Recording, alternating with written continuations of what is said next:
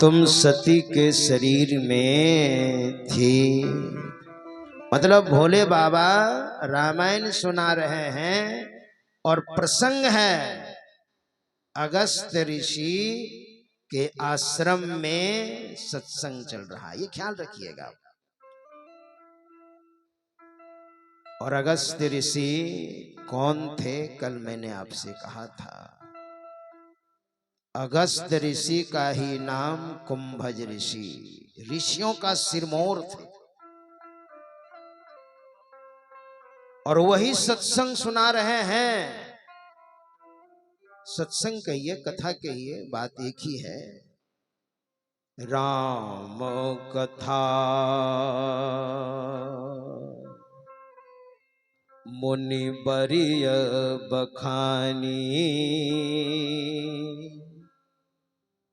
सुनी महेश परम सुख मानी। राम कथा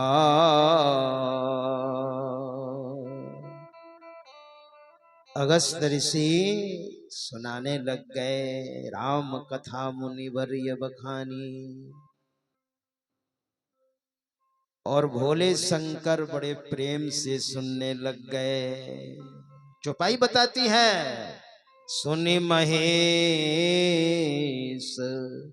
परम सुख मानी। सुन रहे थे भोले बाबा और गदगद हो रहे थे। जय हो महाराज, बहुत आनंद आ रहा है। सुनी महेश परम सुख मानी। एक होता है सुख और उसके आगे परम विशेषण लगा हुआ है चौपाई में। सुनि महेश परम सुख मानी। माता सती का यहाँ कोई चर्चा नहीं है कि माता सती सुन रही हैं। भोले बाबा की चर्चा है। भोले बाबा सुन रहे हैं और सुन ऐसे नहीं रहे, प्रसन्नता पूर्वक सुन रहे हैं। देखिए, जब तक सुनाने वाले के प्रति आपकी श्रद्धा नहीं होगी तो आपके अंदर प्रसन्नता नहीं होगी। और दूसरी बात, जब तक धर्म शास्त्र गुरु वाक्य के प्रति श्रद्धा नहीं होगी तो उनसे आप ज्ञान नहीं ले पाएंगे। भगवान शंकर के अवतार थे भगवान शंकराचार्य इस धराधाम पर आए इस घोर कलिकाल में। जो भोले बाबा अभी सुन रहे हैं ना, और सुनाने वाले कैसे हैं देखिए। अगस्त ऋषि, सुनाने वाले अगस्त ऋषि, उन्हीं का नाम कुंभज ऋषि, और सुनने वाले भोले बाबा और माता सती भी हैं। तो बड़ा सुंदर भोले शंकर के ही अवतार भगवान शंकराचार्य ने विवेक चूड़ामणि में लिखते हैं, शास्त्रस्य गुरुवाक्यस्य सत्य बुद्ध्यवधारणम शास्त्रद्धा कथिता सद्भिर्यया वस्तुपलभ्यते। शास्त्रस्य, शास्त्र, जिस शास्त्र को सुना रहे हैं, रामायण सुना रहे हैं, राम कथा सुना रहे हैं, तो उस शास्त्र के प्रति श्रद्धा, शास्त्रस्य। और जो सुना रहे हैं और आप सुन रहे हैं, गुरुवाक्यस्य, गुरु के वाक्य के प्रति सत्य बुद्ध्यवधारणम, सत्य बुद्धि होनी चाहिए, सत्यता होनी चाहिए। उसको कहते हैं श्रद्धा। सा श्रद्धा, उसी को कहते हैं श्रद्धा। और श्रद्धा होगी तो श्रद्धा रूपी झोली में ज्ञान रूपी शब्द को लेकर के आप जाएंगे, जिससे आपका कल्याण होगा। ज्ञानान मोक्षमवाप्नोति तस्मात् ज्ञानम परात् परम। भोले शंकर अगस्त्य ऋषि के वचन पर देखिए किस तरह से श्रद्धा कर रहे हैं। सुनि महेश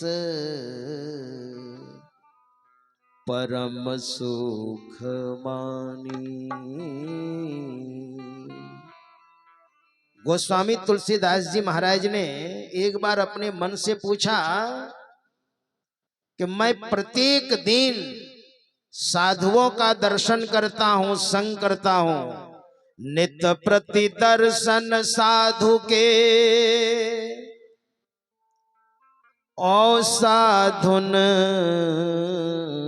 का संग, तुलसी काहे वियोग ते, नहीं लागा हरि रंग। ये तर्क वितर्क चल रहा है।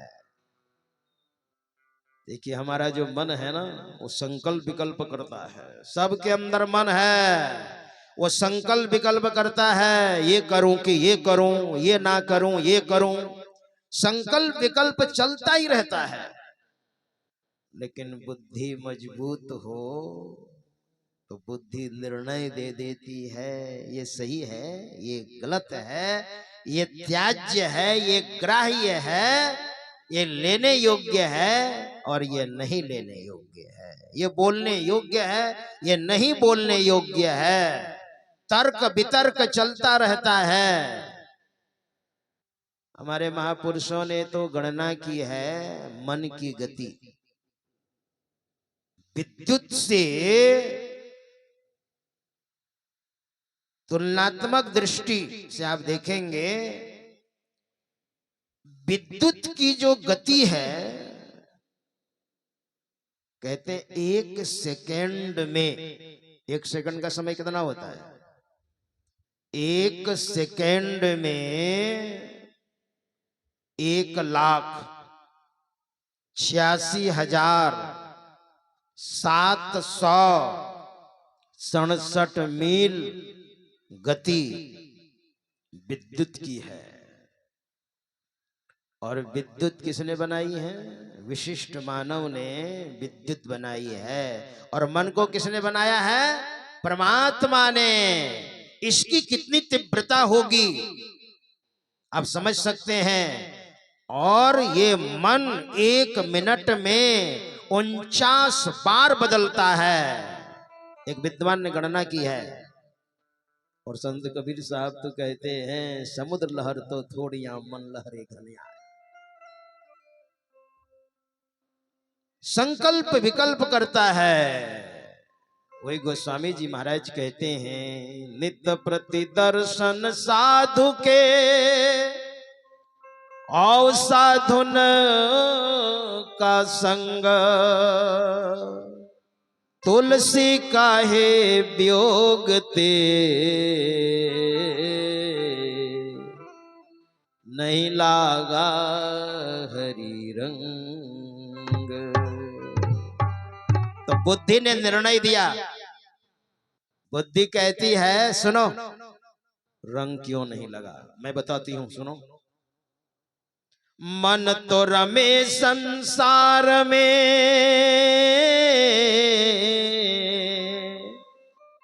तन साधुन के संग। बैठे हैं, शरीर तो बैठा है सत्संग में, लेकिन मन वहां पर थोड़ी बैठा है सबका। अगर नहीं बैठा है तो उसको बैठाइए, नहीं तो बैठे हैं सत्संग में, मन दौड़ रहा है घर में क्या हो रहा है, उसने मुझे ऐसा कह दिया, उसने मुझे गालियां दे दी, उसको मैं ऐसे जवाब दूंगा, क्या समझ लिया अपने आप को। और इधर सत्संग हो रहा है, कथा हो रही है, इधर भी थोड़ा थोड़ा ख्याल है, पूरा पूरा नहीं है। तो बुद्धि कहती है तब तो काम नहीं होगा। मन तो रमे संसार में, तन साधुन का संग।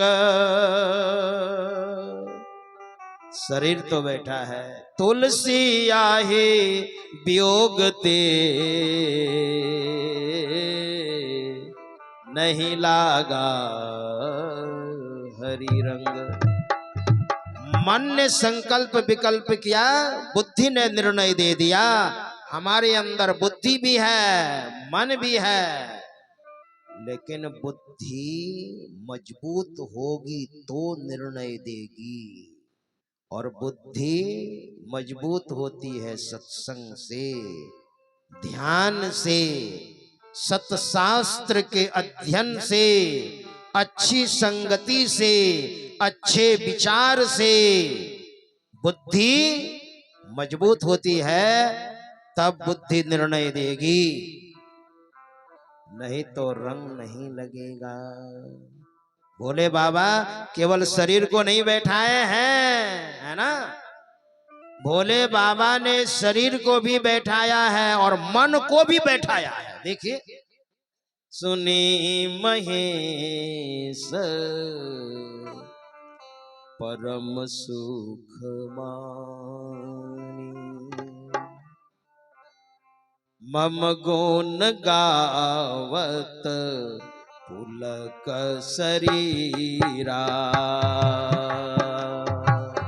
मम गुण गावत पुलक शरीरा, गद गद गेरा, गद गद गेरा नयन बहनीरा, मम गुण गावत पुलक शरीरा।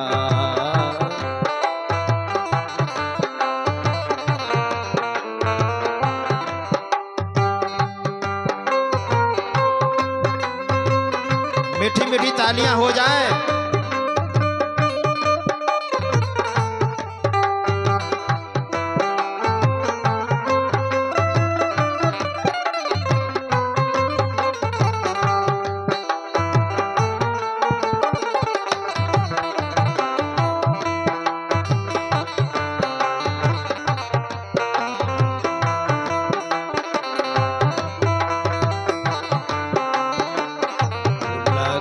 शरीरा मम गुण गावत पुलक शरीरा, भगवान का गुणानुवाद हो, ऐसा होना चाहिए। हमसे नहीं हो पाता अलग बात है, लेकिन सिद्धांत बताता है ऐसा होना चाहिए। मम गुण गावत, भगवान कहते हैं मेरे गुणों का गायन जब हो तो शरीर पुलकायमान हो जाए, रोंगटे खड़े होने लग जाए, रोमांच होने लग जाए। 3.5 करोड़ हमारे शरीर में रोंगटे हैं, ये सारे रोंगटे रोमांच होने लग जाए। और ऐसा करके देखिए ना, देखिएगा आप पर कृपा होती है कि नहीं। मन को एकाग्र कीजिए। देखिए, सब कुछ मन ही है। मन एवं मनुष्याणाम कारण बंधन मोक्षयो, सब कुछ मन ही है। मन को आप कहाँ लगा रहे हैं? मन को सत्संग में लगा रहे हैं, मन को ध्यान में लगा रहे हैं। विद्यार्थी है तो मन को पढ़ाई में लगा रहे हैं कि नहीं? ये मन ही सब कुछ है। मन ही मोक्ष का अगर बस में है तो मोक्ष का कारण है, और आपके हाथ से बाहर है तो यही बंधन का कारण है। भोले बाबा ने मन को कंट्रोल रखा है, जो अगस्त ऋषि कह रहे हैं। एक बात और बताऊं, जो सुना रहे हैं और मन को केंद्रित करके आप नहीं सुन रहे हैं, तो मानो उनका आप अपमान कर रहे हैं। वो कितना प्रेम से सुना रहे हैं। अच्छा, महाभारत का इतना भयानक रूप क्यों हुआ? महाभारत का नाम आज आप लीजिएगा ना, तो लोगों ने मुहावरा बना दिया है। अरे क्या हो रहा है? अरे उनके यहाँ तो महाभारत हो गया, ऐसा बोलते हैं ना। महाभारत हो गया तो बढ़िया हो गया ना, फिर महाभारत हो गया तो बढ़िया हुआ ना। लेकिन नहीं नहीं, भावना क्या है? महाभारत हो गया मतलब युद्ध हो गया। जब दोनों तरफ से मनमुटाव चल रहा था, कौरव की ओर से पहले कौरवों ने पहल की है और पांडवों की ओर से, दोनों तरह से जब मनमुटाव चल रहा था, युद्ध के कगार पर, और उस युद्ध में वो पूरा विश्व युद्ध हुआ था, और उस समय 125 अरब निर्दोष जनता की हत्या हुई थी उस महाभारत में। आज पूरे विश्व जनगणना के हिसाब से पूरे विश्व की जो जनता है लगभग 8 अरब है, और उस समय 125 अरब विश्व युद्ध हुआ था, सबके सब मारे गए थे। एक महात्मा को जब पता चला, वो हिमालय में ध्यान कर रहे थे, और ध्यान में उन्होंने देख लिया, ध्यान में बहुत ताकत है। बिंदो मनोलयम कृत्वा दूरदर्शन मापनुयात। जो बिंदु में प्रतिष्ठित हो जाते हैं, ये संपूर्ण पृथ्वी में कहां क्या हो रहा है सब कुछ वो देख लेते हैं। और ये पूरी पृथ्वी 50,000 योजन लंबाई चौड़ाई है। ये पूरी पृथ्वी 50,000 लंबाई चौड़ाई, 1 योजन 4 कोस, और 1 कोस लगभग 3.5 किलोमीटर। इस हिसाब से पूरी पृथ्वी की लंबाई चौड़ाई कितनी हो गई, अब गणना कर लीजिए। पूरी पृथ्वी में कहां क्या हो रहा है वो बैठे बैठे सब देख लेते हैं। जो बिंदु में प्रतिष्ठित हो जाते हैं, जहां भोले बाबा बराबर रहते हैं, इसलिए इसको शिव नेत्र भी कहा है। दोनों आंखों के बीच में जो तीसरा नेत्र है ना, उसको शिव नेत्र कहा है। और भोले बाबा का वही निवास है। उस जगह अपने आप को जो ले जाते हैं, उसको सुषुम्ना भी कहा है, उसको विपश्यना ध्यान भी कहा है। बौद्धिस्ट लोग विपश्यना ध्यान कहते हैं, उसको संभवी मुद्रा भी कहते हैं, सुषुम्ना भी कहते हैं। मुसलमान भाई उसको सहरग भी कहते हैं, आदि आदि बहुत नामों से अभिहित किया गया है। उस जगह जो अपने आप को प्रतिष्ठित कर लेते हैं। हमारे गुरु महाराज के एक शिष्य थे, परम पूज्य पाद श्रीधर बाबा।